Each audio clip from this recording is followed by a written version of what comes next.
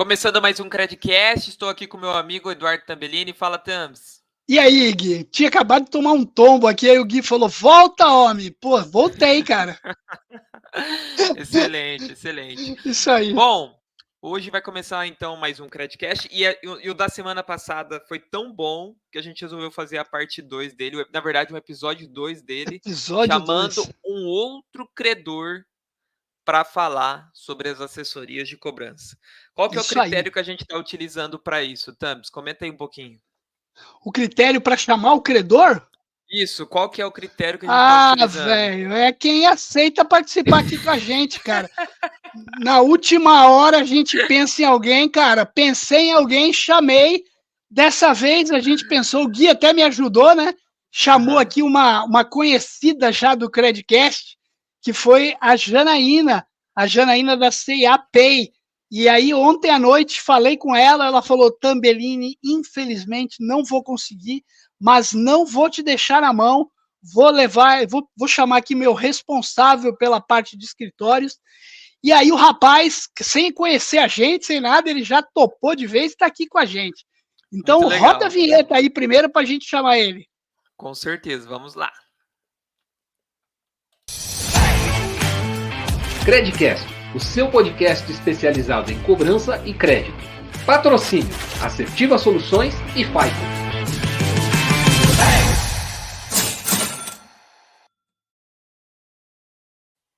Bom, vamos lá então. Ó, antes da gente chamar o nosso convidado, é muito importante a gente comentar algumas coisas que estão rolando, né, Tambellini? Estão saindo muitas Isso aí. novidades aí, Credcast, Portal Tabelando, todo mundo fazendo um monte de coisa, um monte de movimento interessante para a gente deixar principalmente Exatamente. esse mercado de cobrança bem aquecido.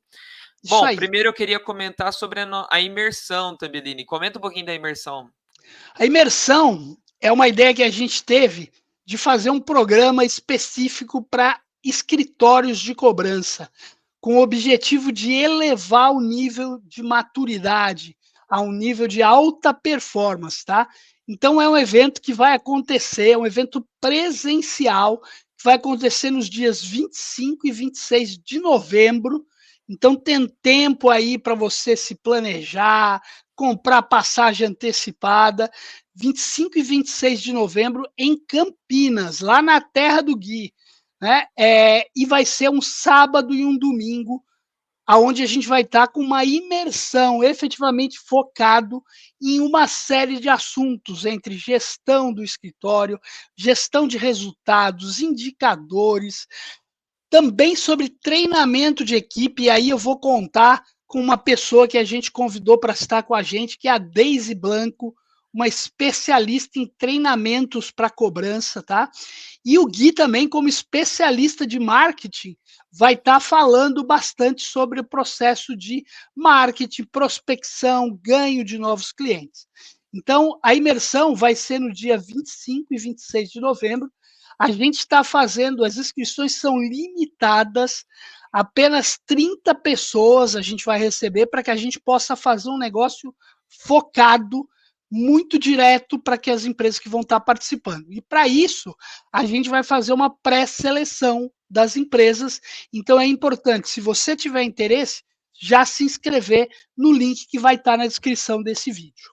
Excelente, excelente. E também, claro, a gente está sempre nos grupos de WhatsApp. Se você quiser saber mais informação, chamar a gente para conversar, estamos super à disposição, né, Tambellini? Isso Então, a aí. gente vai deixar também o link aqui.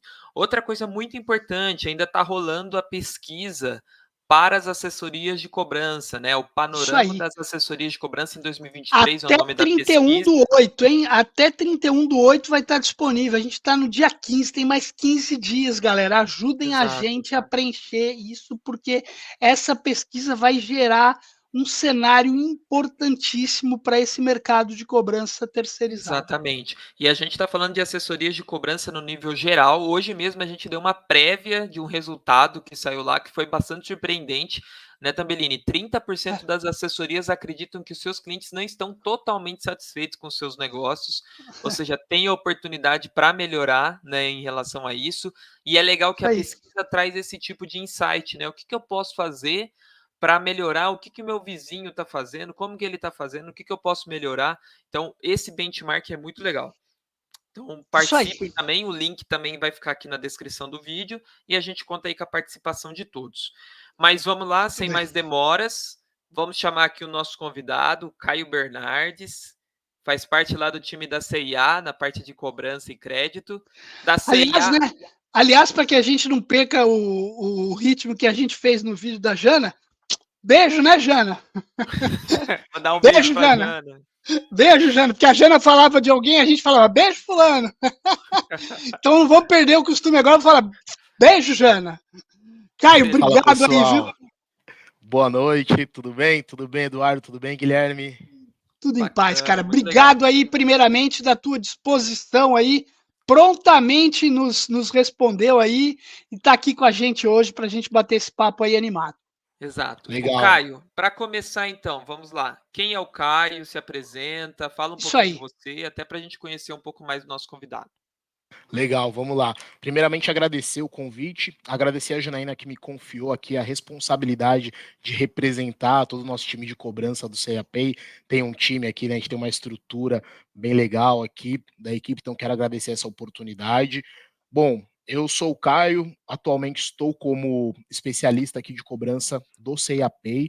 Tá? Eu venho de uma carreira construída em escritórios de cobrança, então comecei lá com 17 anos, uma assessoria de cobrança, uma assessoria super tradicional, passei pelo aquele caminho que eu falo que é o caminho das pedras, então fui estagiário operacional, fui supervisor operacional, coordenador, gerente, migrei para as áreas de staff, para a área de apoio, então atuei bastante tempo como control desk, planejamento, atuando na parte de apoio operacional dentro da assessoria de cobrança, e agora recebi o convite para esse desafio de estar do lado de cá, de estar do lado do credor, de utilizar essa experiência para multiplicar boas práticas, para levar isso para os nossos parceiros, para os nossos terceirizados e apoiar as assessorias na jornada de recuperação de crédito. Então, já tenho aí 18 anos atuando nesse mercado de cobrança, grande parte disso como prestador de serviço do lado da assessoria e agora nesse desafio do CEAPay, o CEAPay que é um produto novo, um produto recente, a gente está construindo, tem muito aprendizado sendo construído, um desafio bem legal. Muito bom. Muito E legal. legal aí da tua história que você passou pelos dois lados, vai dar para a gente falar um Exato. pouquinho sobre essa vivência tua também no escritório de cobrança. Tá explicada a escolha da Jana agora, né, cara? Isso, opa. E só para não perder o time, né? Você falou da equipe CIA lá. Beijo, Ana Paula, beijo, Fernandinha, todo mundo lá também.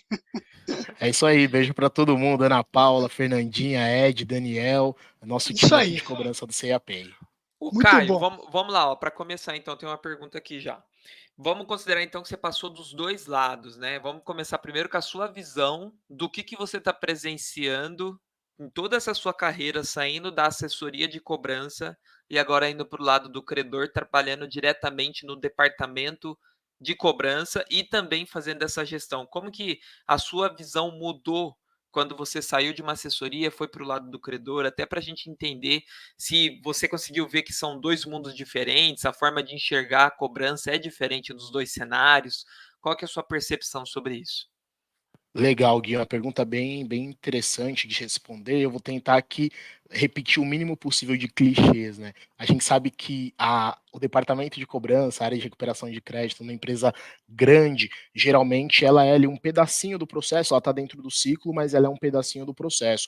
Quando você vem de uma assessoria, de um escritório de cobrança em que a cobrança é a atividade core, a gente tem muita especialização, a gente tem detalhamentos do processo de cobrança, e quando você está dentro de uma estrutura maior, é natural que você seja um mensageiro ali e faça o canal de comunicação de dizer, olha, o que está acontecendo lá na ponta, o que o cliente inadimplente fala quando ele está em linha com a assessoria, qual é a dor desse cliente, o que o cliente está trazendo de insight, e é bem legal construir isso e estar do lado do credor, retroalimentando as estratégias corporativas para falar, olha, quando chega na fase de inadimplência ali do ciclo de crédito, é isso que nós estamos tendo de insumo do cliente, é esse tipo de feedback que a gente tem, essa é a dor desse cliente. Então acho que o principal é ser o motor aqui, a diferença é ser o motor de comunicação e trazer para dentro de casa essa experiência do consumidor lá na jornada de cobrança. E como você ainda falou, né, principalmente num produto como está sendo desenhado o CEAPay, num produto novo, né? Então acho que isso é muito importante mesmo, quer dizer, E lembrar isso que você falou, né? Porque às vezes a gente esquece que a cobrança não é o fim do processo, e sim o recomeço, né? Que a gente tem que dar subsídios para replanejar o produto, para poder fazer uma análise de crédito mais consistente também. Bem legal isso. Muito bom. Agora, eu tenho um slide que, quando a gente fala sobre cobrança terceirizada e gestão de cobrança terceirizada, que era um slide que tinha um cabo de guerra, né? Que aí você tem do lado a assessoria, o cara quer puxando, né, para o lado dele, quer ganhar o dinheirinho dele, quer ter os lucros dele, quer ser referência. Do outro lado, você tem o credor aqui querendo os resultados dele, querendo que o cara sempre dê mais. Como é que é essa relação na tua vivência e no teu sentimento de ter mudado de um lugar para o outro?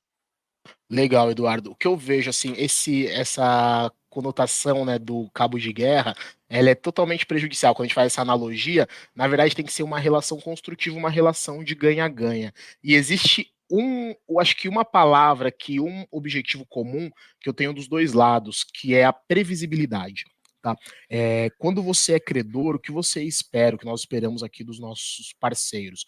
Eu espero previsibilidade, eu espero que ele tenha estabilidade, que ele tenha resultados previsíveis, eu espero uma comunicação rápida, assertiva e clara. Então, eu quero saber dos pontos positivos, dos pontos negativos de forma rápida e objetiva, ou seja, previsibilidade. Do E lado verdadeira, né? E verdadeira, sem verdadeiro. enrolação, sem esconder nada, porque não vai levar a lugar nenhum isso. Perfeito. E eu entendo que, e aí minha visão, tá? Quero deixar bem claro aqui tudo que eu vou falar com vocês, é a minha visão, é como o Perfeito. Caio entende aqui a nossa indústria de recuperação de crédito. Que do lado da assessoria do prestador de serviço também, previsibilidade é uma palavra-chave. Então, eu tenho que ter um modelo meritocrático, eu tenho que ter comunicação amplamente divulgada, eu preciso falar sobre as movimentações que estão acontecendo na carteira, eu preciso falar sobre pilotos que eu esteja fazendo na carteira. Então, essa comunicação, eu ser previsível, olha, eu Os vou ter dois lados. uma ampliação, vou ter um crescimento de carteira, você vai receber mais carga, vai aumentar a tua meta, vai ter que recuperar mais. Pô, você tem condições de investir antecipadamente, tem condições de fazer aqui esse dimensionamento, e aí dimensionando de acordo com o que eu estou te passando, receber uma carga maior sem queda de performance. Então, acho que o ponto-chave que liga esses dois lados é a previsibilidade, claro, conduzida por uma comunicação bastante objetiva e direta.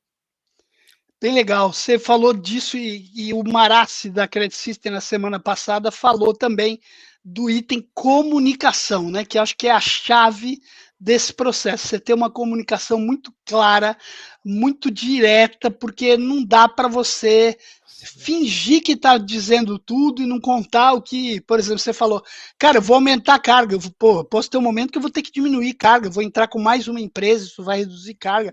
Isso tudo tem que ter a previsibilidade, porque o cara é um empregador que tem lá pessoas, né, e que ele está empregando pessoas, né, a gente falou muito no primeiro capítulo aqui, são milhares de empreendedores nesse país que criam empresas de cobrança e contratam, geram empregos, né? E a gente também, como gestor, não pode estar esquecendo que o cara tem lá uma galera para alimentar, né? Na verdade, por mais que, óbvio, essa relação tem que ser 100% profissional, cheia de metas, targets, exatamente isso. Exatamente. Ô Caio, aí até vamos voltar um pouquinho para trás agora. Me fala, eu sei que a Janaína já falou em outro episódio, mas eu queria que para quem está assistindo a primeira vez, qual é a régua hoje de cobrança de vocês da C&A? Porque ela comentou bastante sobre a parte do digital, ok? Legal, legal. E ela falou até que tem a parte da assessoria e tudo mais, que entra em outro momento. Mas conta um pouquinho da régua de vocês hoje, dessa parte da estrutura que Quando vocês têm hoje. começa, né? Isso. E aí já aproveita e emenda quantas assessorias vocês atendem a carteira hoje de vocês também. Legal, bacana. Acho que para falar da nossa regra de cobrança é importante conceituar sobre o nosso produto, né? O CIAP ele é um produto que ele nasce digital, ele propõe uma experiência digital, então através do aplicativo, ele é um produto que busca dialogar com o público consumidor, com as tecnologias atuais, então ele já nasce digital. Não faria sentido a gente ter o produto que nasce digital, que tem uma interação, uma comunicação assim, muito focada no digital durante o período de atividade do consumidor, e quando ele entra numa esteira de inadimplência, migrar tudo isso para uma comunicação exclusiva por voz, ali, uma comunicação, vamos dizer, tradicional ou analógica, como alguns dizem, tá? Então, legal. Então, o produto CEA-Pay, ele é extremamente digital, muito focado nisso. Quando a gente vem para a régua de cobrança, quando o cliente se torna inadimplente, a gente tem aqui duas segmentações, tá? Uma que a gente chama de pré-CRELI e uma segmentação de CRELI.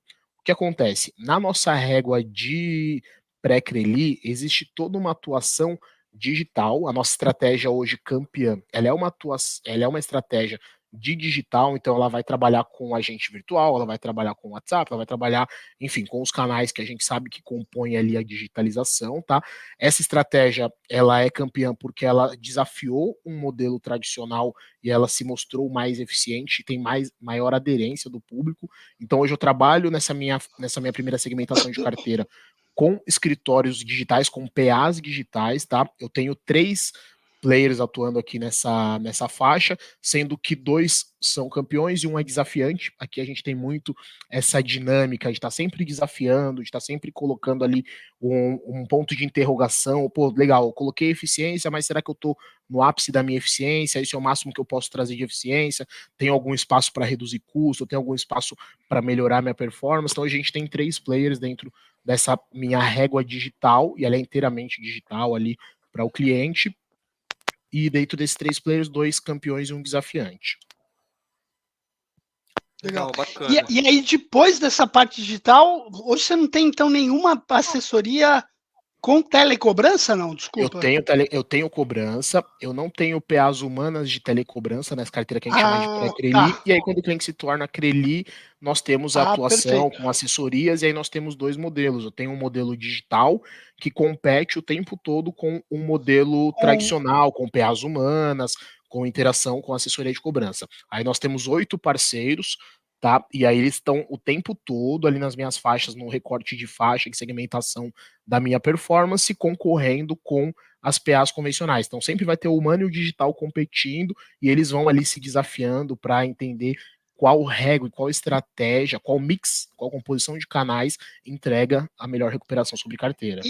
E você falou de um produto que nasce digital, né? Hoje, como é que está essa situação?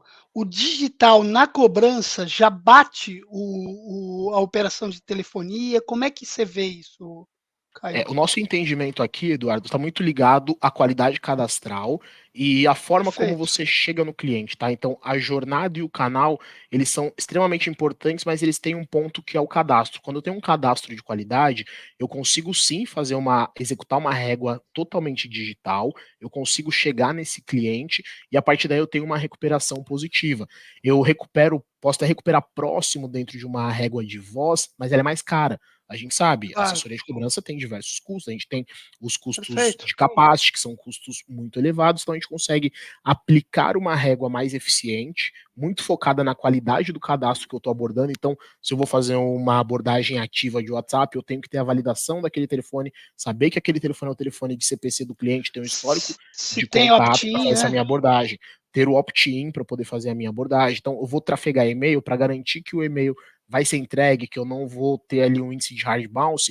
Pô, legal, esse e-mail ele foi validado, ele é o e-mail do cliente, já houve uma comunicação com o histórico de entrega, com toda essa inteligência estratégica alocada na jornada digital, na régua digital. A régua digital, ela entrega um resultado superior e ela abrange ali toda a nossa jornada de cobrança do cliente na carteira de CRELI.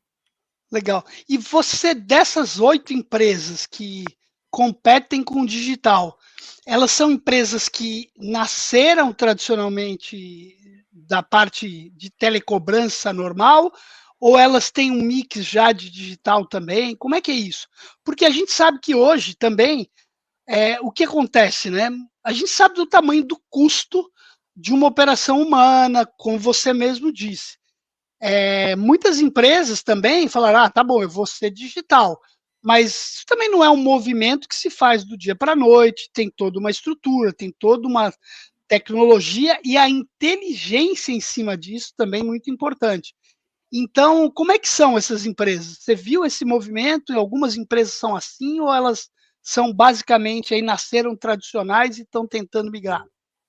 Nasceram tradicionais e estão no processo de migração. Então, esses parceiros de cobrança que nós temos são parceiros que já são consolidados, tradicionais do mercado de recuperação de crédito, são empresas relevantes que têm um portfólio relevante e hoje estão também buscando dentro de casa, né? Quando a gente faz comitê, quando nós estamos em visita, eles mostram que dentro de casa estão buscando encontrar o equilíbrio ideal, falar como que eu consolido o meu diferencial, porque o diferencial delas ainda é voz, é uma negociação qualidade, é a estrutura. Em algum momento, o cliente inadimplente vai buscar o canal de voz e a gente sabe disso. Isso. Então, a gente entende que do lado da assessoria, do lado do nosso prestador de serviço, tem esse movimento de equilibrar e achar o ponto ótimo entre o quanto ele consegue colocar de digitalização e o quanto ele consegue preservar da atuação convencional e o quanto isso é importante, é relevante para ele no momento de fechar ali os resultados operacionais.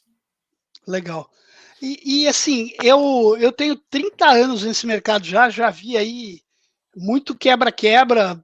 Comentei no vídeo da semana passada que eu vivi lá o quebra-quebra de executivo, quality, que eram empresas que na época recebiam dinheiro para as empresas, né? E aí deixaram um rombo ainda maior.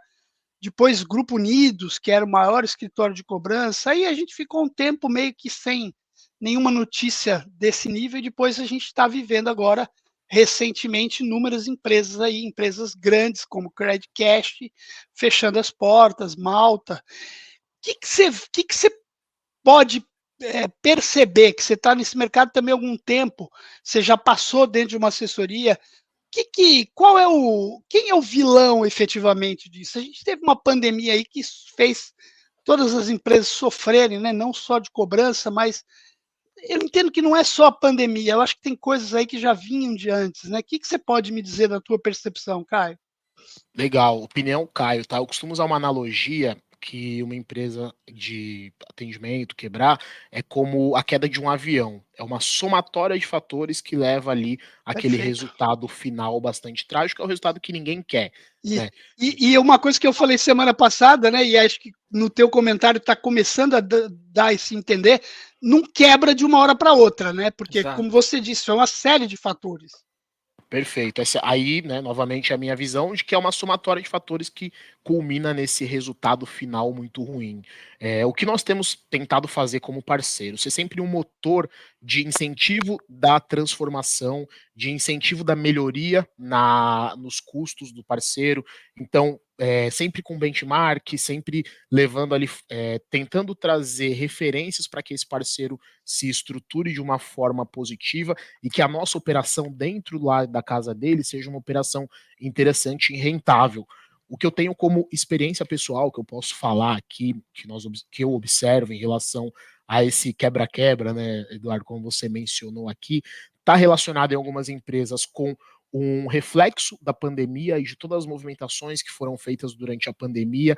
Tem uma questão de adaptação. Eu vejo que a empresa de cobrança, assessoria de cobrança, ela tem uma dificuldade em se adaptar a algumas novidades, por exemplo, o formato híbrido é uma dificuldade para algumas empresas se Uhum. adaptarem e funcionarem. Eu vejo que as empresas perderam muitos bons profissionais por não terem essa flexibilidade de adaptação. Então, assim, a gente vai reunindo os pontos, vai somando ali vários fatores e isso vai culminando nesse resultado final. A gente tem a entrada dos players 100% digitais, a gente não pode deixar de falar dos marketplaces, então a gente tem plataformas hoje que têm grande relevância na composição do resultado de recuperação de crédito de quase todo mundo que tem carteira no mercado. Então você tem ali plataformas que geralmente atuam em mar aberto e elas obtiveram uma parcela ali, uma fatia desse mercado de recuperação. Existiu uma demanda por isso, na minha opinião, tá? Já existia uma demanda, o próprio consumidor buscava por isso, por formas alternativas de negociar, por formas alternativas de resolver a dívida dele. Então, eu vejo que esses são os fatores principais que estão levando a esse cenário que nós estamos enfrentando atualmente. E, claro, a velocidade de transformação, adaptação, a gestão dos custos dessas assessorias tem impactado diretamente nesse cenário e tem levado ao que nós temos observado. E não estou dentro das empresas para falar com propriedade, mas, de novo, do meu ponto de vista, aqui da forma como eu observo, esses são pontos fundamentais que têm culminado a isso. E aí, para a gente aqui como gestor de parceiros, diariamente pensar estratégias, pensar formas de apoiar, pensar em como levar boas práticas, como multiplicar isso com os nossos parceiros, como identificar se tem gente colocando dinheiro bom em parte da carteira que não vai trazer retorno, alocando de forma errada, investindo demasiadamente numa ferramenta que já está saturada e deixando de explorar outros canais. Então eu tenho pensado muito dessa forma, como eu posso apoiar os meus parceiros sempre numa visão de parceria, para que eu fale, olha, essa ferramenta ela está saturada, essa ferramenta na composição de canais aqui da carteira ela não tem mais crescimento e você já chegou no indicador ideal. Explore outras ferramentas, outras alternativas, outras estratégias, uma régua desafiante, porque é isso que vai te dar uma assertividade, uma eficiência melhor. Legal. Legal. Ô, Caio, trazendo aqui um ponto que eu acho muito, muito. Vou começar com uma pergunta bem simples primeiro. Você recebe muita assessoria querendo trabalhar para vocês? Cara, pergunta simples geralmente é uma armadilha, né? Mas sim, a gente tem uma Sim, né? procura de pessoas não, perdão, de empresas que querem se tornar parceiras, né? A CA é uma grande varejista, apesar do nosso Sim, cartão CAPay ser um produto novo, a gente tem bastante procura, as pessoas buscam entender, olha, tem carteira em cobrança, vamos falar, vamos fazer um piloto, quero fazer uma POC, deixa eu te legal. mostrar aqui minhas soluções. Sim. Bom, então a segunda pergunta com base nessa que você falou. Quais são os erros mais comuns que você pega de essas empresas que querem se tornar parceiras e você fala, pô, o cara vacilou nisso daqui, ele tinha até chance de estar no nosso leque de parcerias, mas eu estou percebendo que nesse ponto aqui ele ainda não conseguiu avançar.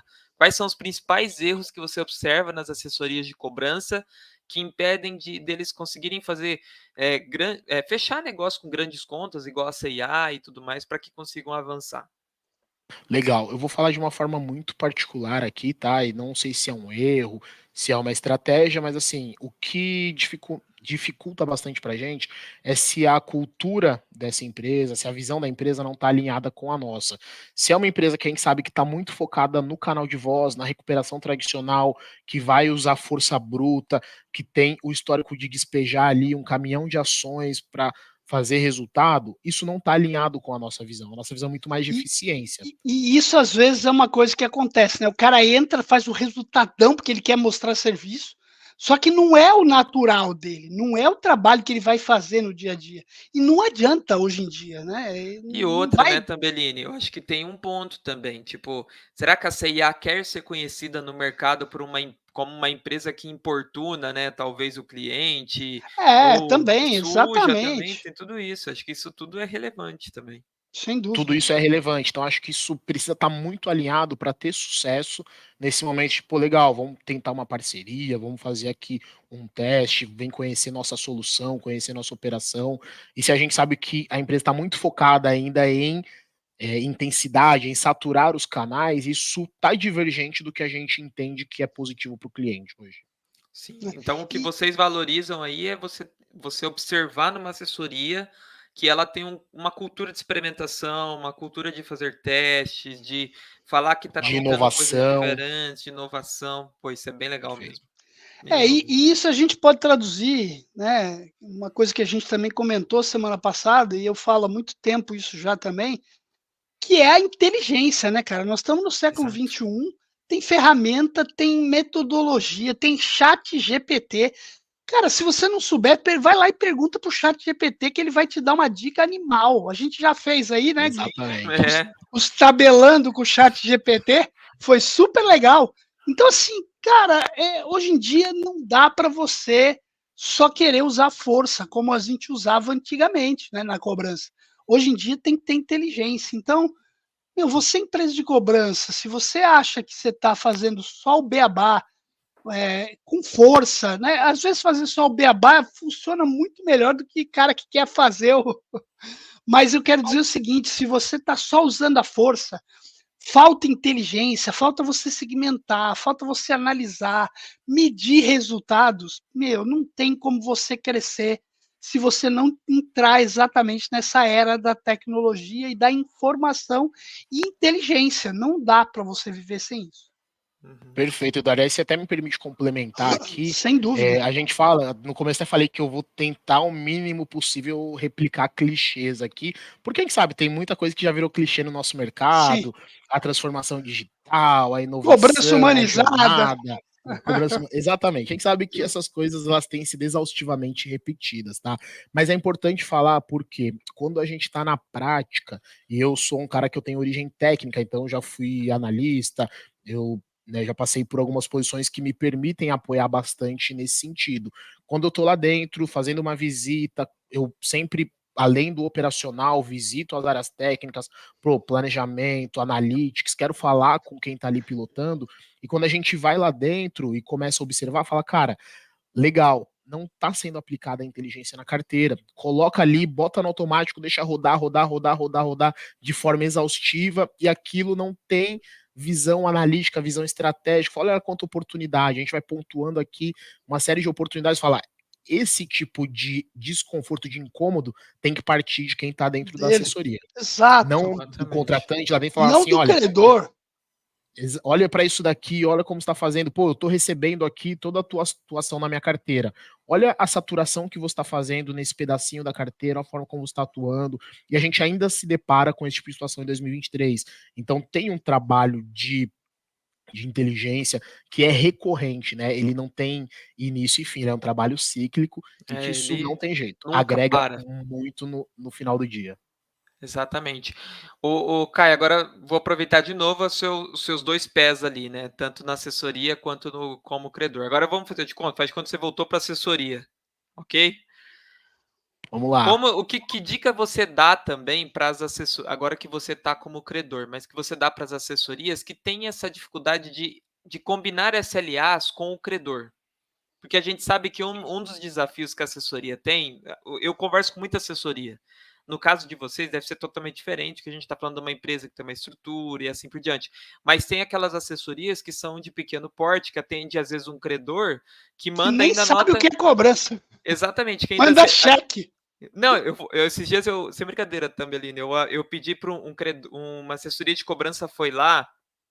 Ele falou assim: deixa eu te mostrar aqui como que o credor me manda as dívidas dele. Aí ele abriu o e-mail para mim. Ele mandava cada e-mail tinha uma dívida.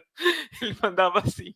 E o outro falou assim: ó, tem vez que um vem aqui, ele traz ainda a nota promissória aqui, assim, ainda assinada, eu tenho que cadastrar no CRM à mão isso daí, né? Então, assim, que dica você dá para a assessoria de cobrança que quer combinar SLAs com seus credores para que realmente ele obtenha uma relação de sucesso, né? Porque a assessoria de cobrança ela depende muito do seu credor também. Então, não somente para ficar empurrando dívida e vamos que vamos. Não, mas, cara, produto que foi vendido, quais são as condições desse produto, porque às vezes o cliente vai reclamar lá na ponta com o operador e você tem que voltar todo o processo. Então, assim, o que você dá de dica aí para a assessoria que quer alcançar um nível de maturidade maior nessa relação com o credor ali?